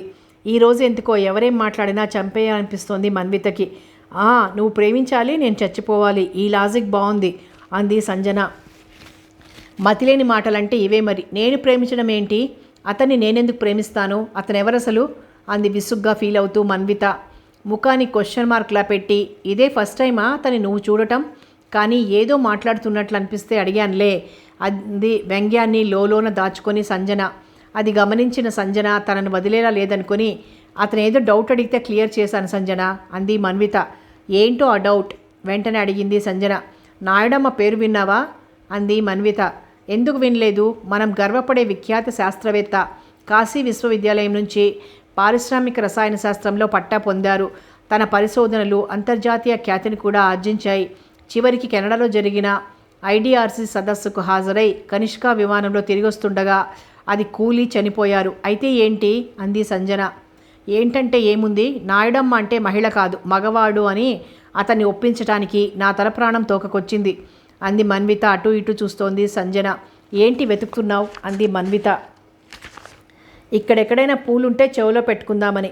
నాకు పెట్టవే దొరికితే, అందరూ నాకే పెడుతున్నారు, ఇంకా ఎవరెవరు పెడతారా అని చెవుల్ని చాటంత చేసుకొని ఎదురు చూస్తున్నా అంది మన్విత. నీకెవరు పెడతారు, పెడితే నువ్వే పెట్టాలి కానీ అంటూ దినేష్ వాళ్ళ పేరెంట్స్ వస్తుంటే అటు వెళ్ళింది సంజన. మన్వితకి ఎవరితో మాట్లాడకుండా ఒంటరిగా ఉండాలని ఉంది. సంజన 4 అడుగులు ముందుకెళ్ళి మన్విత రాకపోవడం చూసి తిరిగి వెనక్కొచ్చి చెయ్యి పట్టుకుని లాక్కెళ్ళింది. మరుసటి రోజు ఎంజీఎం హాస్పిటల్ నుండి నేరుగా ఇంటికొచ్చాడు అనురాగ్. బైక్ని పార్క్ చేసి లోపలికి నడిచి తన గదిలోకి వెళ్ళాడు. అతను రోజులా లేడు. తీవ్రమైన టెన్షన్కి గురై మన్విత ఇంత పని ఎందుకు చేసిందో అర్థం కాని స్థితిలో ఉన్నాడు. అతని మానసిక స్థితి కూడా అస్థిమితంగా ఉంది. ప్రతి సంవత్సరం జనవరి 1న మన్విత తనకి ఇచ్చిన గ్రీటింగ్స్ని, గిఫ్ట్స్ని ఒక చోట చేర్చి ఒకటి మార్చి ఒకటి చూస్తూ కూర్చున్నాడు. వాటిని అలా చూస్తుంటే జవాబు దొరకని ప్రశ్నలు శూన్యంలో వేలాడుతూ అతనిలో కలిగే అంతర్మథనం, భావసంచలనం వర్ణనాతీతంగా ఉంది. టూర్లో మన్విత ఎలా బిహేవ్ చేసిందో కళ్ళ ముందు మెదిలి ఆమె చూపులకి అర్థమేమిటో ఇప్పుడు స్పష్టంగా తెలిసి మనసు విలవిలలాడుతోంది. ఆ చూపుల్లో ఎంత ఆశ, ఎంత కోరిక, ఎంత తపన, ఎంత కలల తపస్సు దాగి ఉందో. ఆ చూపులు తనకి ఏదో చెప్పాలని ఎంతగా వెంటాడాయో, ఎంత ఆరాటపడ్డాయో ఒక్క మాటలో చెప్పేది కాదు. దీక్షిత తను కలిసి కబులు చెప్పుకుంటుంటే చూసి ఎంతగా బాధపడిందో, అది ఎంతటి భయంకరమైన జ్వాలో, ఆ జ్వాలలో ఎంత రగిలిపోయిందో, వ్యక్తం చేయలేని ఆ దారుణమైన హింసను ఎలా తట్టుకోగలిగిందో ఆ దేవుడికే తెలియాలి. చివరికి ప్రాణత్యాగం చేయటానికి కూడా సిద్ధపడిందంటే ఆమె ఎంత అశాంతికి, ఎంత అలజడికి, ఎంత అసంతృప్తికి గురై ఉంటుందో అర్థమవుతోంది. ఏది ఏమైనా ఈ తప్పు తనది కాదు. ఎందుకంటే చంద్రుణ్ణి చూసి పసిపాప అన్నం తిన్నా, తప్పతాగి ఓ తాగుబోతూ చంద్రుణ్ణి తిట్టినా, అదే చంద్రుణ్ణి చూసి ఇద్దరు ప్రేమికులు పరవశించినా, ఒక సైంటిస్ట్ ఆ చంద్రుడిపై పరిశోధనలు చేసినా ఆ చంద్రునికి తెలియనట్లే మన్విత తనని ప్రేమించిన విషయం తనకి తెలియదు. అయినా తనని చూసి ఎవరెలా ఫీల్ అవుతున్నారో తనకెలా తెలుస్తుంది? తనెప్పుడూ తనని చూసి అలా స్పందించమని కానీ ప్రేమించమని కానీ మన్వితకి చెప్పలేదు, ప్రోత్సహించలేదు. ఒక్కరోజు కూడా అలాంటి ఆశల్ని కల్పించలేదు. అలా తన మనసుకు తను నచ్చచెప్పుకుంటూ తనను తను ఓదార్చుకుంటుంటే కాలేజీ నుండి ప్రియబాంధవి వచ్చింది. రాగానే కాఫీ కలిపి భర్తకు కప్పిచ్చి మిగిలిన 2 కప్పుల్ని ట్రేలో పెట్టుకొని అనురాగ్ గదిలోకి వెళ్ళింది. గిఫ్ట్స్ అన్నీ ముందు పెట్టుకొని కూర్చుని ఉన్న కొడుకుని చూసి ఆశ్చర్యపోయింది ప్రియబాంధవి. ఆ గిఫ్ట్స్ మన్విత ఇచ్చినవని తెలుసు. మన్వితే కాదు, అలాంటి గిఫ్ట్స్ చాలామంది అమ్మాయిలు ఇచ్చారు అనురాగ్కి. కానీ మన్విత ఇచ్చినవే సపరేట్ చేసి అలా ఎందుకు కూర్చున్నాడో అర్థం కాలేదు. తిన్నగా కొడుకు వైపు చూస్తూ కాఫీ కప్ అందిస్తూ, అవన్నీ మన్విత ఇచ్చినవి కాదు, బయట పెట్టావెందుకు? అందంగా ఉన్నాయని ప్యాక్ చేసి పైన పెడుతున్నావా? అంది ప్రియబాంధవి కొడుకుని, ఆ గిఫ్ట్స్ని చూస్తూ. ఒక్క క్షణం ఆమె వైపు మౌనంగా చూసి కాఫీ కప్పు అందుకుంటుంటే అతని కళ్ళు ఎర్రగా ఉండటం గమనించి కలవరపడింది ఆ తల్లి. ఏంటి అనురాగ్ అలా ఉన్నావు? ఆత్రంగా ప్రశ్నించింది. అనురాగ్ మాట్లాడలేదు. తల్లికి ఎలా చెప్పాలా అని ఆలోచిస్తున్నాడు. ఏం జరిగింది నాన్న అంటూ దగ్గరికి వెళ్ళి తలనిమురుతూ ప్రేమగా అడిగింది. ఈ గిఫ్ట్లన్నీ మన్విత నాకు స్నేహంతో ఇచ్చింది అనుకున్నాను మమ్మీ. కాదట అన్నాడు. మరి? అంది అర్థం కానట్లు ప్రియబాంధవి. ప్రేమట. ప్రేమ? షాక్ తినది ప్రియబాంధవి. గ్రీటింగ్స్ చెప్పి గిఫ్ట్లు ఇస్తే ప్రేమ పుడుతుందా? ఒక చాక్లెట్ చేతిలో పెట్టి ప్లీజ్ నన్ను ప్రేమించవు అనడం ఎంత సిల్లీగా ఉంటుందో ఇది కూడా అలాగే అనిపించింది. 2 జడలతో అమాయకంగా ముఖం పెట్టి ఆంటీ ఆంటీ అంటూ తన చుట్టూ తిరిగిన మన్వితేనా ఇలా అడిగింది? ప్రేమంటే అంత తేలిగ్గా ఈవినింగ్ గ్రౌండ్లో ఆడుకునే ఆట అనుకుంటుందేమో. వెంటనే కొడుకు మీద అనుమానం వచ్చి నువ్వు తననేమైనా ప్రేమిస్తున్నావా అడిగింది. వాళ్ళ ఇంట్లో తనకి మనశ్శాంతి లేదని బాధపడుతుంటే అభిమానంగా స్నేహంగా చూసుకున్నాను, కానీ ప్రేమ లేదు అన్నాడు. మరి ఓపెన్గా చెప్పాను మమ్మీ. నాకు ఈ విషయం నిన్ననే తెలిసింది. మీరు నిన్న సైన్స్ ఎగ్జిబిషన్లో ఉన్నప్పుడు నన్ను ఎవరూ లేని చోటుకు తీసుకెళ్ళి తన మనసులో మాట చెప్పింది. నేను కాదంటే బ్రతకనంది. తనలో లేనిది దీక్షితలో ఏం కనిపించిందో చెప్పమంది. దీక్షితకి తనకి నేలకి ఆకాశానికి ఉన్నంత తేడా నేను చూపించాలట. అప్పుడే తను ఒప్పుకుంటుందట అన్నాడు. ప్రియబాంధవి ముఖంలోకి ఒక విధమైన వెలుగు ప్రవేశించింది. తన కొడుకు దీక్షితను ప్రేమిస్తున్నాడా? ఎంత తీయని వార్త! కొడుకు ఎదిగే కొద్దీ ఏ తల్లి అయినా రాబోయే కోడలి గురించి కొన్ని కలల్ని ఏర్పరచుకుంటుంది. ప్రస్తుతం తన కలల్లో ఎలాంటి కోడలు ఉందో అలాగే ఉంది దీక్షిత. మౌనంగా ఉన్న తల్లి ముఖంలోకి చూడకుండా ఎటో చూస్తూ, ఎక్కడైనా ఒక గిన్నె నిండా మకరందాన్ని నింపి బలవంతంగా తాగమంటే తుమ్మిద తాగుతుందా మమ్మీ? ఎప్పటికీ తాగదు. తను ఎంచుకున్న పుష్పంపైనే వాలుతుంది. ఈ విషయం మన్విత అర్థం చేసుకోలేకపోతుంది అన్నాడు అనురాగ్. దీన్ని అర్థం చేసుకోవాలంటే వాళ్లలో ఉండే బాధని మనసుతో తాకాలి. అలా తాకినప్పుడే ఆ బాధలోని అర్థం, విలువ బయటపడతాయి. అయినా తన కొడుక్కి ఈ బాధలేంటి, ఈ అమ్మాయిలేంటి, ఈ జ్ఞాపకాలను ముందేసుకొని కూర్చోవడం ఏంటి? దేన్నైనా భరించవచ్చు, కానీ ఈ హృదయ కల్లోలాన్ని తట్టుకోవడం అంత సులభం కాదు. మాతృవాత్సల్యంతో ఆలోచిస్తూ కొడుకును ఓదార్చడానికి ప్రయత్నిస్తూ, మన్విత నెమ్మదిగా అర్థం చేసుకుంటుందిలే అనురాగ్, చిన్నపిల్ల కదా, మంచిగా 4 మాటలు మాట్లాడితే అదే ప్రేమనుకుంటోంది అంది ప్రియబాంధవి. ఆ నమ్మకం నాకు లేదు మమ్మీ. ఈరోజు మన్విత మణికట్టు దగ్గర నరాలను బ్లేడ్తో కోసుకొని చచ్చిపోవటానికి సిద్ధపడింది. నేనే హాస్పిటల్లో జాయిన్ చేసి ఇప్పటి వరకు అక్కడే ఉండొచ్చాను అన్నాడు. అలా అంటున్నప్పుడు అతని కళ్ళల్లో సన్నటి నీటి పొర కదిలింది. అది చూడగానే వణికింది ప్రియబాంధవి. అయ్యో పిచ్చి పిల్ల అంత పనిచేసిందా? ఎన్నోసార్లు తను నా దగ్గరకు వచ్చి నా జీవితం ఎందుకు ఇలా ఉందా ఆంటీ, అన్ని కష్టాలు నాకే ఎందుకు వస్తున్నాయి, అందరిలా సంతోషంగా ఉండలేకపోతున్నాను, ఎందుకు ఒక్కరోజు కూడా మమ్మీ నన్ను ప్రేమగా పిలవదు, దగ్గరకు తీసుకోదు, ఏ రోజు మెచ్చుకోదు, ఏది అడిగినా విసుక్కుంటుంది, కసురుకుంటుంది, ఇలా ఎన్ని రోజులు అంటూ బాధపడేది.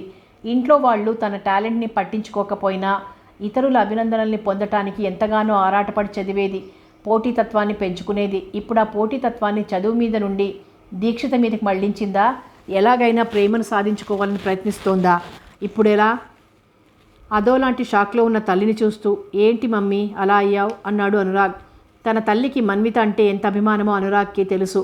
మన్వితకి చదువు పట్ల ఉన్న ఆసక్తిని చూసి ఒక లెక్చరర్గా ముచ్చట పడేది, ఇంకా ప్రోత్సహించేది, తనతో పాటు కూర్చోబెట్టి చదివించేది, తనకి పెట్టినట్లే తిండి పెట్టేది, జాగ్రత్తలు నేర్పేది, కన్న తల్లి కన్నా ఎక్కువగా చూసుకునేది.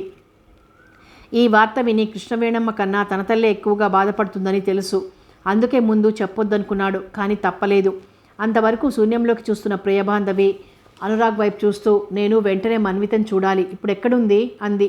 తల్లి అలా అడుగుతుంటే అతనిలో కంగారు కన్నా భయమే ఎక్కువగా కలిగింది. ఎందుకంటే మన్విత ప్రేమించింది తననే అని తెలిస్తే కృష్ణవేణమ్మ ఊరుకోదు. అక్కడ ఎవరు ఉన్నా లెక్క చేయకుండా మమ్మీపై తన నోటి ప్రతాపాన్ని చూపిస్తుంది. అసలే ఆమెకు ఆడపులి అని వాళ్ళ వీధిలో అవార్డు ఇచ్చినట్లు మన్విత ఒకసారి చెప్పింది.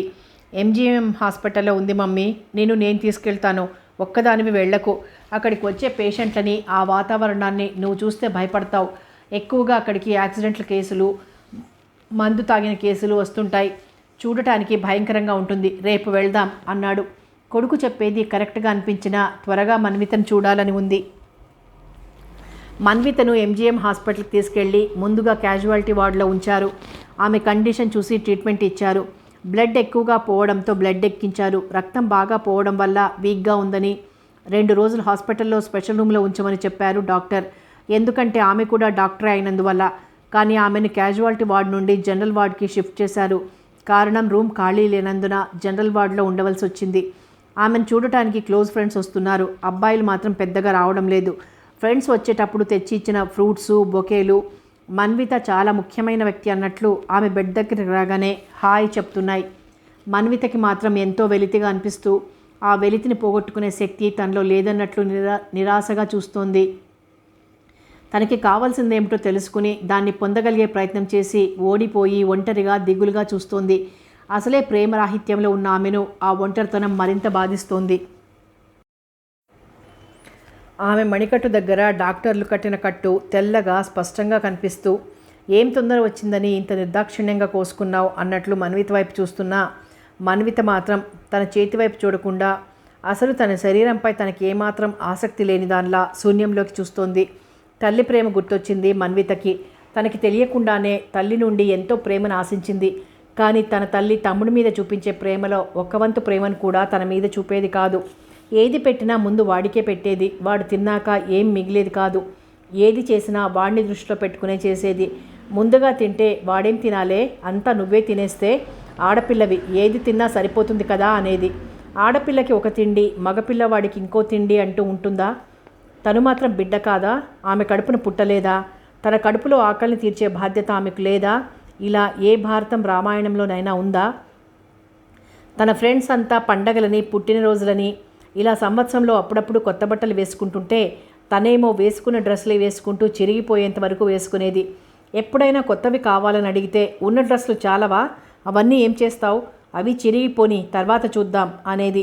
ఎప్పుడైనా ఫ్రెండ్స్తో తిరిగినా, ఫ్రెండ్స్ ఇంటికి తీసుకొచ్చినా నీకు స్నేహాలు ఎందుకే, నువ్వు కూడా వాళ్ళలాగే తయారవటానికా? సినిమాలని, షికార్లని, చిరుతిండ్లని వాళ్ళతో తిరగడం మొదలు పెట్టావంటే కొంపలో డబ్బులు మిగిలవు, నీ సరదాల పుణ్యమా అని వాటికి నడకొచ్చి వెళ్ళిపోతాయి. బయటికి వెళ్ళావంటే కాళ్ళు విరగ్గొడతాను. ఏదో మీ నాన్నగారు చెప్పారు కాబట్టి అనురాగ్ వాళ్ళ ఇంటికి వెళ్ళు, ఇంకెక్కడికి వెళ్ళకు అనేది. మమ్మీ, అక్క నాకు అక్కడ కనిపించింది, ఇక్కడ కనిపించింది, బయట తిరుగుతుంది అని తమ్ముడు కూడా తన మీద తల్లితో చెప్తాడే కానీ అక్క కూడా మనిషే, తనకి అవసరాలు ఉంటాయి, అక్కకు కూడా స్నేహితులు కావాలి, అవసరమైన చోటుకి వెళ్తుండాలి అని అనుకోడు. తల్లి తన మీద మిలిటరీ ఆఫీసర్ అయితే తమ్ముడేమో పోలీస్. అమ్మంటే అమ్మే, అమ్మ పదమే కమ్మగా అనిపిస్తుంది. ఆ కమ్మదనం తల్లిలో చూసుకోవాలని, ఆడపిల్లగా తనకు తెలియని ఎన్నో విషయాలని తెలుసుకోవాలని ఆశించేది. ఒక్కరోజు కూడా ఆ ఆశ తీరలేదు. ప్రస్తుతం మన్విత మనసు నిండా స్తబ్దత, నిశ్శబ్దత. ఈసారి ఎలా చావాలి అన్నదే ఆమె ఆలోచన. చచ్చే ముందు ఎవరూ చూడకుండా, ఎవరూ ఆపలేని విధంగా ప్లాన్ చేసుకోవాలి. లేకుంటే ఇదిగో ఇలాగే బ్రతికిస్తారు. బ్రతికితే అనురాగ్ లేకుండా బ్రతకలేదు. అతని మనసు, మాట, నవ్వు, కోపం, తాపం అన్నీ వేరెవరికో అప్పచెప్పి తనేమీ కానిదానిలా ఉండలేదు. ఇన్ని రోజులు అతనే ప్రాణం, అతనే ప్రపంచం అన్నట్లుగా ఊహించుకొని ఇక ముందు అతనేమీ కాడు అన్న భావనతో, మానసిక వ్యధతో బ్రతకలేదు. అందుకే అనురాగ్, నువ్వు నాకు గుర్తొస్తే చాలు, నాలో ఏమీ ఉండదు, నీ జ్ఞాపకం తప్ప. అప్పుడే నువ్వు నా పక్కన లేకపోయినా నీ జ్ఞాపకం తప్ప,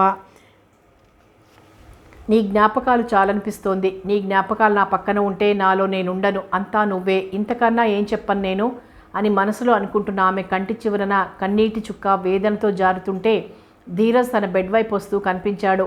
ఇతనేంటి ప్రత్యేకించి తన బెడ్ వైపే వస్తున్నాడు? హాస్పిటల్కి పోస్టింగ్కి వచ్చినప్పుడు అసిస్టెంటు, ప్రొఫెసర్లతో ఉండే పీజీలతో ఇతను కూడా కనిపిస్తుంటాడు. ఏప్రాన్ వేసుకుని డీసెంట్గా, డిగ్నిఫైడ్గా కనిపిస్తాడు. అతను కనిపించగానే ఓపిక ఉన్న రోగులు కూర్చొని నమస్కారం చేస్తుంటే ఓపిక లేని వారు పడుకునే చేతులు జోడిస్తున్నారు. నిన్న తనని క్యాజువాలిటీ నుండి జనరల్ వార్డ్కి మార్చే ముందు అమ్మాయిని ప్రైవేట్ హాస్పిటల్కి తీసుకుపోదామని తండ్రి అంటుంటే, ఏం ఇక్కడుండే వాళ్ళు డాక్టర్లు కాదా, ఇక్కడ మందులు లేవా అని తల్లి అనడం అంత బాధలో కూడా వినిపించింది మన్వితకి. ప్రైవేట్ హాస్పిటల్కి వెళ్లకుండా ఇక్కడ ఉన్నందువల్ల తనకి తెలియని ప్రపంచాన్ని చూడగలుగుతోంది. ఇన్ని రోజులు ఈ హాస్పిటల్కి వచ్చి తనొక మెడిసిన్ స్టూడెంట్గా పోస్టింగ్స్ టైంలో పేషెంట్లను మాత్రమే చూసి వెళ్తుండేది. ఇప్పుడు తను కూడా ఒక పేషెంట్లా ఆ పేషెంట్ల మధ్యన పడుకొని వాళ్ళ బాధల్ని, ఇబ్బందుల్ని చూడగలుగుతోంది. తన బాధేమో కానీ ప్రస్తుతం వాళ్ళ బాధలు, వాళ్ళ విచిత్ర మనస్తత్వాలు మన్విత మనసును హత్తుకుంటున్నాయి. ఆ జనరల్ వార్డులో ఉండే బెడ్స్లో కొంతమంది పేషెంట్లు ఎంత చూసినా రాని ఆత్మీయుల కోసం ఎదురు చూస్తుంటే, ఇంకొంతమంది ఇంటికన్నా ఇది పదిలం అన్నట్లుగా లేని జబ్బుల్ని, బాధల్ని నటించి అక్కడ అడ్మిట్ అవుతున్నారు. మరికొంతమంది హాస్పిటల్ని నరకంగా భావించి అక్కడి నుండి ఎప్పుడు బయటపడదామా అన్నట్లుగా చూస్తున్నారు. ఒకవైపు ఒక రోగి కడుపులో నొప్పి అని అరగంటకోసారి గట్టిగా కేకలు పెడుతుంటే, ఇంకోవైపు చనిపోయిన పేషెంట్ తాలూకు వాళ్ళ శోకాలు పెట్టి ఏడుస్తున్నారు. అది చూస్తుంటే భూలోకంలో ఈ లోకం కూడా ఉందా అనిపిస్తోంది. అక్కడికొచ్చే డాక్టర్లతో, అంటే చీఫ్, అసిస్టెంట్లు, హౌస్ సర్జన్లు, పీజీలతో తమ బాధల్ని రకరకాలుగా మార్చి చెప్తుంటారు. అన్ని జబ్బులకి ఒకేసారి మందులు పడితే ఫ్యూచర్లో ఇంకేం రావన్న ఉద్దేశం కావచ్చు. వాళ్ళంతా పల్లెల నుండి వచ్చిన నిరక్షరాస్యులు. కొంతమందికి ఇంజక్షన్లు పిచ్చి, చేతిలో సిరింజ్తో ఉన్న డాక్టర్ వంక ఆశగా చూస్తుంటారు. ఇంజక్షన్ పడితే గానీ తమ జబ్బులు తగ్గవనేది వాళ్ళ భావన. ఒక హౌస్ సర్జన్ వచ్చి ఒక పేషెంట్కి ఇంజక్షన్ చేస్తున్నప్పుడు నీడిల్ బ్లాక్ అవడంతో అతను మళ్ళీ ప్రయత్నించి ఇంజక్షన్ చేసి వెళ్ళాడు. పొడిచి చంపాడు. ఏం డాక్టరో ఏమో. కొత్త డాక్టర్ కన్నా పాత రోగి మేలన్నట్లు స్టెథోస్కోప్ మెళ్ళో వేసుకోవడం కూడా సరిగ్గా రాని ఇలాంటి వాళ్ళంతా డాక్టర్లు. నేను ఇక్కడి నుండి వెళ్లే లోపల పెద్ద డాక్టర్తో చెప్పే వెళ్తాను అని పక్క ఊరి మాజీ సర్పంచి తన చేతివైపు చూసుకుంటూ అంటూ ఉంటే మన్వితకి నవ్వొచ్చింది. కొంతమంది కాస్త జబ్బుకే ఉలిక్కిపడి చిన్నదాన్ని పెద్దగా చేసి చెప్తుంటే, ఇంకొంతమంది ఎంత బాధ ఉన్నా ధైర్యంగా ఉండి నోరెత్తకుండా పడుకున్నారు. మరికొంతమంది ఏమో డాక్టర్ కనిపించగానే మళ్ళీ రేపటి వరకు కనిపిస్తారో లేదో అన్నట్లు. ఈరోజు వాళ్ళకి ఎన్నిసార్లు కడుపు నొప్పి వచ్చిందో, ఎన్నిసార్లు వాంతులు అయ్యాయో, రాత్రి టైంలో నిద్ర రాక ఎన్నిసార్లు మేల్కున్నారో టకటకా చెప్పి, అమ్మయ్య ఇక నా బాధలన్నీ తీరిపోతాయి అన్నట్లుగా డాక్టర్ వైపు చూస్తుంటే మన్విత వాళ్ళనే చూస్తోంది. కొంతమంది సెక్యూరిటీ వాళ్ళు, వార్డు శుభ్రపరిచే బాయ్స్, బయట నుండి లోపలికి వచ్చే పేషెంట్ అటెండర్స్ వద్ద మనీ లంచంగా వసూలు చేస్తున్నారు. హాస్పిటల్ లోపల ఒక అటెండర్ మాత్రమే ఉండాలన్న రూల్ ఉన్నా కూడా బంధువులు వాళ్ళ ఆత్మీయుల పైన ప్రేమను చంపుకోలేక గుంపులుగా సెక్యూరిటీ వాళ్ళకి మనీ ఇచ్చి వార్డులోకి వస్తున్నారు. పేదవాళ్ళకి ఇది కష్టమైన, ధనికులకు మాత్రం ఆ విధంగానైనా వాళ్ళ ఆత్మీయుల్ని చూడనిస్తున్నారన్న ఆనందం కలుగుతోంది. వాళ్ళ ఆనందాన్ని చూసి ప్రేమ ఇంత గొప్పదా అని ఫీల్ అయింది. ఆ ప్రేమ నాకు దొరకట్లేదేమిటి అని ఫీల్ అయింది. కొంతమంది డాక్టర్ని చూడగానే లేచి కూర్చుని ఆయనలా వెళ్ళగానే, ఈ డాక్టర్ సార్ చేతివాసి చాలా మంచిది, మొన్న మా పిన్నికి క్షణంలో బాగు చేశాడు, వాళ్ళ మామగారికి కూడా బాగైంది, ఆ గురితోనే ఏది బాగా లేకున్నా ఇక్కడికే వస్తారు అని అంటుంటే వెళ్తున్న డాక్టర్ వైపు గొప్ప స్వామీజీని చూసినట్లు చూస్తున్నారు మిగిలిన పేషెంట్లు. అంతలో స్టెథోస్కోప్ని మన్విత ముఖానికి దగ్గరగా గాలిలో ఆడిస్తూ హలో అన్నాడు ధీరజ్. మన లోకంలోకి రండి, ఏమిటంత పరధ్యానం అన్నట్లుగా. ధీరజ్ని చూడగానే అసలే పెద్దవైన ఆమె కళ్ళు మరింత విచ్చుకున్నాయి. మొన్న మీకు సారీ చెప్పాను కదా, మళ్ళీ ఎందుకు వచ్చారు అంది తలెగరేసి. కుడి చేతిని పైకి లేపి ఆ చేత్తో సైగ కూడా చేసింది. తెల్లగా కదులుతున్న ఆ చేతిని ఒక్క క్షణం అలాగే చూశాడు ధీరజ్. అందులో ఆత్మవిశ్వాసం, ఆత్మాభిమానం, అహంకారం తప్ప బేలతనం లేదు. ఇలాంటి ఈ అమ్మాయి ఇలా బెడ్ మీద ఎందుకుంది?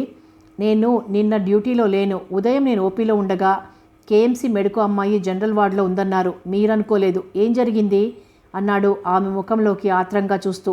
ఏం జరిగితే ఇతనికి ఎందుకో, చెప్పందే కదిలేలేడు అన్నట్లు చూస్తూ. కోసుకున్నా అంది సింపుల్గా.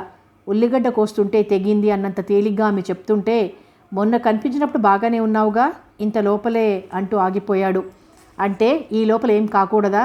అయినా ఇవన్నీ మీకంత అవసరమా? మీ దారిన మీరు వెళ్ళండి అంది సహనాన్ని కూడదీసుకుంటూ.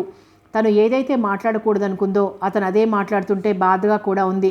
ఎలా వెళ్తానండి? ఇవాళ నా ఓపీ అయ్యాక డ్యూటీ ఇక్కడే. నన్ను చూస్తుంటే ఆ మాత్రం బాధ్యత లేని వాళ్ళ అనిపిస్తున్నానా? ఒక పీజీగా నేను ఆ పని చెయ్యలేను. అదీ కాక ఇలా ఒంటరిగా మిమ్మల్ని ఈ బెడ్ మీద చూస్తుంటే జాలిగా కూడా ఉంది అన్నాడు సిన్సియర్గా. ఆమెను చూస్తుంటే ఏదో దాస్తున్నట్లు అనిపించి ఏం దాస్తుందో తెలుసుకోవాలనుంది. ఈ జాలి అనే పదాన్ని డిక్షనరీలోండి తీసివేయాలి. ఆ పదాన్ని విన్నప్పటి నుండి విని విసుగొస్తోంది. తనకి నచ్చని పదప్రయోగాన్ని చేసినందుకు అతనంటే కోపంగా కూడా ఉంది మన్వితకి. ఆ కోపంలో ఒంటరిగా ఉన్నామని జాలిగా ఉందా? అయితే మీరు కూడా ఇక్కడ బెడ్ వేయించుకోండి. ఇదిగో ఈ పక్కన కాస్త ప్లేస్ ఉంది అంది ఎమోషనల్గా మాట్లాడడంతో. బాడీ కదిలి చెయ్యి నొప్పిగా అనిపించి అబ్బా అంది. ఆ నొప్పికి భయపడి కదలకుండా బిగుసుకుపోయి పడుకున్న శిల్పంలా అయింది. ఇక్కడ బెడ్ వేయించుకునే అదృష్టం నాకొద్దులే. ఏదో పేషెంట్ల బెడ్ మీద ఉన్నావని వచ్చి పరామర్శించానంతే. చూస్తుంటే ఇదేదో సూసైడ్ కేసులా ఉందే. ఎందుకు చేసుకోబోయావు అంటూ ఆమె చెవికి దగ్గరగా వంగి రహస్యం అడుగుతున్నట్లు అడిగాడు. ఉరిమి చూసింది మన్విత. అప్పటికే వంగి ఉన్న ధీరజ్ మెల్లగా ఆమె కళ్ళ వైపు చూస్తూ, అబ్బో ఆ చూపేంటి? మరీ చిన్నపిల్లాడిని భయపెట్టినట్లు భయపెడుతోంది. నీతో నాకెందుకులే కానీ నన్నెప్పుడు చంపుతావో చెప్పు అన్నాడు సరిగ్గా లేచి నిలబడుతూ. చచ్చి చెడి తనే సరిగ్గా చావలేకపోయింది. తను ఇంకొకళ్ళని చంపటమా?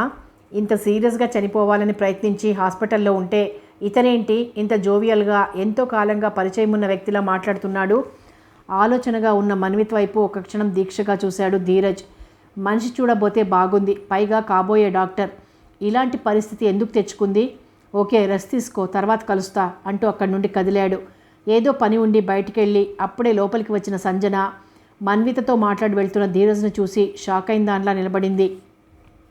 వెళ్తున్న అతని అడుగుల చప్పుడు నిశ్శబ్దంగా ఉన్న ఆ వార్డులో మృదువుగా హుందాగా వినిపిస్తోంది. నరాలు కోసుకుంటేనే కానీ ఇతగానికి ప్రియురాలి విలువ తెలియదు కాబోలు. నిన్నంతా ఎక్కడికెళ్ళాడో అనుకుంటూ మన్విత దగ్గరికి వెళ్ళింది సంజన. నిన్నటి నుండి మన్వితకి తోడుగా హాస్పిటల్లోనే ఉంది సంజన. మన్విత ఇలా చేసుకోవడానికి కారణం లవ్ ఫెయిల్ అని కొందరు, ఇంటి పరిస్థితులని కొందరు అనుకుంటున్నారు. నిజంగా ఆమె ఎవరిని ప్రేమించిందో అనురాగ్కి, అతని తల్లికి తప్ప ఎవ్వరికీ తెలియదు. అంతూ ఇంతో సౌమ్యకి తెలుసు. సౌమ్యకి పెండ్లై వెళ్ళిపోయింది. సంజన మాత్రం నువ్వింత ప్రేమించింది ధీరజ్నే అని అనుకుంటోంది. ఏమిటి ఎంత డల్గా ఉన్నావు మన్వి? లవ్ అన్నాక ఇలాంటివి కామన్. మన్విత సీరియస్గా తీసుకుని మనసు పాడు చేసుకోకు. అతను వచ్చాడు కదా, ఇంకా ఎందుకింత ఆలోచన? ఇప్పటికైనా అతను ఏమంటున్నాడో చెప్పు అంది సంజన మన్విత బెడ్పై కూర్చుంటూ. ఒకసారి తన చేతి వైపు చూసుకుని భారంగా శ్వాస తీసుకుంది మన్విత. చెప్పు చెప్పు అంటే ఏం చెప్పను సంజన? అయినా అతనెక్కడ దొరికాడే నీకు అంది నీరసంగా చూస్తూ మన్విత. నీకన్నా ముందు నాకు దొరికి ఉంటే నీ దాకా రానిచ్చేదాన్ని కాదులే, నేనే ట్రై చేసుకుని ఉండేదాన్ని. ఇంతకీ ఏమన్నాడో చెప్పు, నిన్నట్టుండి టెన్షన్తో చచ్చిపోతున్నా అంది సంజన. ప్రఖ్యాత టైమ్ మ్యాగజైన్లో సంవత్సరానికి మ్యాన్ ఆఫ్ ది ఇయర్ అవార్డుకి మహాత్మా గాంధీని ఎంపిక చేశారని చెప్పాడు. చిన్నతనంలో మిల్టన్ చర్చి ఫాదర్ కావాలనుకున్నాడట. అలా జరిగి ఉంటే ఈ భూమండలం ఒక అద్భుతమైన డాక్టర్ని కోల్పోయి ఉండేదని చెప్పాడు. ఇంకా ఐన్స్టీన్ నోబెల్ బహుమతికి తనకు వచ్చిన సొమ్ములో చాలా వరకు తెలిసి తెలియని పద్ధతుల్లో ఇన్వెస్ట్ చేసి పోగొట్టుకున్నాడట. అది కూడా చెప్పాడు అంది మన్విత. అవునా, అలాగా. ప్రోటోజోనా నుండి వెర్టిబ్రెటా వరకు ఏ జాతితో పోల్చుకున్నా మనిషి అదముడేనట. అయినా ఈ సకల చరాచర జగత్తును ఏల్తున్నాడు అంటే అతని మెదడే కారణం. ఇది చెప్పలేదా అంది సంజన. నీతో మాట్లాడి గెలిచే ఓపిక నాకు లేదన్నట్లుగా కళ్ళు మూసుకుంది మన్విత. పెళ్ళెప్పుడట? నీ మెడిసిన్ పూర్తయి హౌస్ సర్జన్ కూడా అయ్యాకనా, లేక అంటూ ఆమెకు కాస్త దగ్గరగా జరిగింది సంజన. ఇంకోసారి ఆ ధీరజ్ గురించి నా ముందెత్తావంటే నిజంగానే నిన్ను చంపేస్తాను అంది కోపంగా మన్విత. చంపావులే, ఏదో టైం బాగుండి అనురాగ్ వచ్చి నిన్ను హాస్పిటల్లో చేర్పించాడు. లేకుంటే ఈ పాటికి నీ డెడ్ బాడీ ముందు కూర్చుని మేమంతా ఏడుస్తుండేవాళ్ళం. ఎందుకైనా మంచిది మళ్ళీ ఇలాంటి సీన్ రిపీట్ కాకుండా అతన్ని నీ గ్రిప్లో పెట్టుకో అంది సంజన. పక్కన ఏదైనా చేతికి దొరికితే కొడదామన్నట్లుగా మన్విత అటు ఇటు చూస్తుంటే, చూడండి ఆంటీ మన్వి అంటూ అదే వార్డులో పేషెంట్ని పరామర్శిస్తూ కూర్చుని ఉన్న కృష్ణవేణమ్మ దగ్గరికి వెళ్ళింది సంజన. ఆమె కంగారు పడుతూ మళ్ళీ ఏమైనా జరిగిందా అన్నట్లు ఆత్రంగా చూసింది. కంగారు పడకండి ఆంటీ, దానికేం కాదు, ఇప్పుడే అతను వచ్చి మాట్లాడి వెళ్ళాడు అంది సంజన. నా బిడ్డని అంత క్షోభ పెట్టినవాడు మళ్ళీ వచ్చాడా అంటూ ఆమెలోని తల్లి పేగు కదిలినట్లయి వాడు కనిపిస్తే కొడతాను అన్నట్లుగా లేచింది కృష్ణవేణి. ఎంతైనా తల్లి కదా. అయ్యో అతని మీరేం అనకండా ఆంటీ, మన్విత మనకి బ్రతకాలంటే అతను ఇప్పుడు మనకెంతో అవసరం అంది సంజన. చక్కని సలహా చెప్పావు సంజన, లేకుంటే వాడిని నా నోటి మాటలతోనే చంపేసేదాన్ని అంది కృష్ణవేణమ్మ. వాడు అనకండా ఆంటీ, కాబోయే అల్లుడు కదా. సరే అతన్ని నాకెందుకు చూపించలేదు అంది నిష్ఠూరంగా. అతను ఇక్కడే పీజీ చేస్తున్నాడా ఆంటీ, తర్వాత చూపిస్తానులే అంది సంజన. తనకు తెలిసిన హౌస్ సర్జన్ కనిపించడంతో అటు వెళ్ళింది. అయ్యో ఆ అబ్బాయిని చూడలేకపోయానే అని అనుకుంటూ తనింత ఉరుకులు పరుగుల మీద హాస్పిటల్కి రావడానికి కారణం అతనేగా. తన కూతురు అతన్ని ప్రేమించి ఆ ప్రేమను పొందలేక ఇలా చేసుకుందని తెలియగానే అత్తగారి వైపు చూస్తూ, నీ మనవరాలు చంపుకోవటానికి పంపారా, నరాలు తెగ్గోసుకోవటానికి పంపారా, మాట్లాడరేం, నేను పెళ్లి చేయమంటే చేయకుండా చదువుకోవటానికి పంపాడు నీ కొడుకు, ఇప్పుడు దానికి ఏమైనా అయితే ఎవరు బాధ్యులు అంటూ అత్తగారి మీద కేకలేసి హాస్పిటల్కి పరిగెత్తింది. హాస్పిటల్లో బెడ్ మీద ప్రాణంతో ఉన్న కూతుర్ని చూడగానే కాస్త స్థిమితపడింది. ఈ పరిస్థితిలో కూతుర్ని తిడితే మళ్ళీ చేస్తుందన్న భయంతో మౌనంగా ఉందే కానీ కూతురు చేసిన పని క్షమించతగింది కాదు. ప్రేమిస్తే చావాలా? రోజు రోజుకి ప్రపంచం ఎంతో ముందుకు వెళ్తుంటే డాక్టర్ చదువుతూ బామ్మల కాలం నాటి ఆడపిల్లల్లా నరాలు కోసుకోవడం ఏమిటి? చచ్చి ఎవరిని సాధించాలి? బ్రతికితే దేన్నైనా సాధించవచ్చు. పోనీలే, ఇప్పటికైనా ఆ అబ్బాయి మళ్ళీ తన కూతుర్ని వెతుక్కుంటూ వచ్చాడు, అంతకన్నా ఏం కావాలి? ఒకవేళ అతను రాకపోయినా బ్రతకడానికి ప్రయత్నించాలి కానీ చావటం దేనికి? తన జీవితంలో తనెంత కష్టపడలేదు, అలాగని చనిపోయిందా? పెళ్లికి ముందు తను ఎన్ని కలలు కన్నది, ఒక్క కలన నిజమైందా? దీనికి కారణం తన భర్త విశ్వనాథే. భార్య మాట విన్నా, భార్య అభిప్రాయానికి విలువ ఇచ్చినా నెత్తినెక్కి కూర్చుంటుందని వాళ్ళ పెద్దవాళ్ళు చెప్పిన మాట వేదంలా విని ఆ మాటల్ని నర్నరంలో జీర్ణించుకొని తను ఏది అడిగినా కాదనేవాడు, ఏది చెప్పినా విననట్లే ఉండేవాడు. మళ్ళీ మళ్ళీ రెట్టించి అడిగితే నేను చస్తే కానీ నువ్వు నోరు మూసుకో అని బెదిరించేవాడు. ఇంతకన్నా బలమైన ఆయుధం మరొకటి ఉంటుందా భార్యను పొడవటానికి? ఆ మాటతో భయపడి మనసుకి పక్షవాతం వచ్చిన దానిలా మారిపోయింది. ఎంత మారినా కానీ ఏ కాలక్షేపం లేకుండా శూన్యంలోకి చూస్తూ కూర్చోవటానికి తనేమైనా రచయిత్రియా, చిత్రకారిణ? మామూలు స్త్రీ. అందుకే చుట్టుపక్కల వాళ్ళ గొడవలో తలదూర్చి కాలక్షేపం చేస్తోంది. ఇంట్లో ఉన్న అత్తగారిని మాటలతో హింసించి తృప్తి పడుతోంది. మనిషి అన్నాక ఏదో ఒక తృప్తి ఉండాలిగా, లేకుంటే గతం తీసిన గీత మీద కళ్ళకి గుడ్డ కట్టుకుని ప్రయాణం చేయాలంటే సాధ్యమా? సాధ్యం కాకపోయినా చేయక తప్పని ప్రయాణం ఇది. చచ్చిపోతే ఎలా? అంతలో ప్రియబాంధవి అనురాగ్ వస్తూ కనిపించారు. వాళ్ళకి ఎదురెళ్ళింది కృష్ణవేణి. బాగున్నావా అనురాగ్? నీ వల్లే నా కూతురు నాకు దక్కింది, బయటంతా అదే చెప్పుకుంటున్నారంటూ అనురాగ్ని పలకరించి ప్రియబాంధవిని కౌగిలించుకుని ఏడ్చింది. మన్విత ఎలా చేసిందో చూడండి. ఒకవేళ జరగరానిది జరిగుంటే మా పరిస్థితి ఏమయ్యేది? దాని చదువు మీద ఎంత డబ్బు పెట్టాం. ప్రేమించినంత మాత్రాన ప్రాణాలు తీసుకోవాలా? వాడేమైనా పైనుండి ఊడిపడ్డా? మీరైనా చెప్పండి. లోకంలో మగవాళ్ళకి కరువేమైనా వచ్చిందా అంటూ తన ధోరణిలో తను కళ్ళనీళ్లు తుడుచుకుంది. ప్రియబాంధవి మాట్లాడలేదు. మన్విత అనురాగ్ని ప్రేమించినట్లు కృష్ణవేణమ్మకి తెలిసినట్లు లేదు. తెలుసుంటే తనతో ఇలా ఉండేది కాదు. ఎంతో భయపడుతూ వచ్చిన ప్రియబాంధవికి ఇప్పుడు ఆ భయం తగ్గింది. మా వదిన కొడుకు ఇప్పటికీ దీనికోసం ఎదురు చూస్తూ ఉన్నాడు, ఇస్తే పెళ్లి చేసుకుందామని అంది కృష్ణవేణమ్మ. తను ఇప్పుడు మన్వితకి పెళ్లి చేయమని చెప్పాలా, చదివించమని చెప్పాలా? మన్విత విషయంలో ఏది కరెక్టో తేల్చుకోలేకపోతోంది ప్రియబాంధవి. అది కూడా నేను ఇప్పుడు అనటం లేదు, నా మనసు మార్చుకున్నాను. ఎందుకంటే దాన్ని ప్రేమించిన అబ్బాయి ఇంతకు ముందే వచ్చి దాంతో మాట్లాడి వెళ్ళాడు అంది కృష్ణవేణి. ఆ మాటలు వింటూ తల్లి కొడుకు లోలోన షాక్ అయ్యారు. ఎవరా అజ్ఞాత వ్యక్తి అని ఆలోచించసాగారు. ఎంతకీ అర్థం కాక ఆ తర్వాత ఏం చెప్తుందా అని శ్రద్ధగా వినసాగారు. కృష్ణవేణమ్మ ఇంకేం చెప్పకుండా వరుసగా ఉన్న పేషెంట్ల బెడ్ల వైపు వెళ్ళింది. అక్కడ పేషెంట్ల తాలూకా బంధువులతో మాట్లాడుతూ కూర్చుంది. అనురాగ్ తల్లితో కలిసి మన్విత దగ్గరికి వెళ్ళి కూర్చున్నాడు. మన్వితను పలకరించి ఎప్పట్లాగే ప్రేమగా తలనిమిరింది ప్రియబాంధవి. మన్విత ఒక క్షణం చూసినా ఆ చూపులు అనురాగ్ గుండెల్ని చీల్చి, ప్లీజ్ అనురాగ్, ఇప్పటికైనా నన్ను నీ మనసులోకి రానియ్యవా అన్నట్లు అర్థిస్తున్నాయి. తన దగ్గర సమాధానం లేనట్లు అతని చూపులు నేలకి అతుక్కున్నాయి. విషయం తెలియకపోతే ఎలా ఉండేదో కానీ ఇప్పుడు అనురాగ్ మనసులో దీక్షిత ఉన్నందుకు సంతోషించాలో, మన్విత మనసులో అనురాగ్ ఉన్నందుకు బాధపడాలో అర్థం కాకుండా ఉంది ప్రియబాంధవికి. మాట్లాడకుండా మౌనంగా చూస్తున్న మన్వితని మామూలు జ్వలనం కాదు, నిశ్శబ్ద జ్వలనం అని గ్రహించింది ప్రియబాంధవి. కథ కొనసాగుతుంది.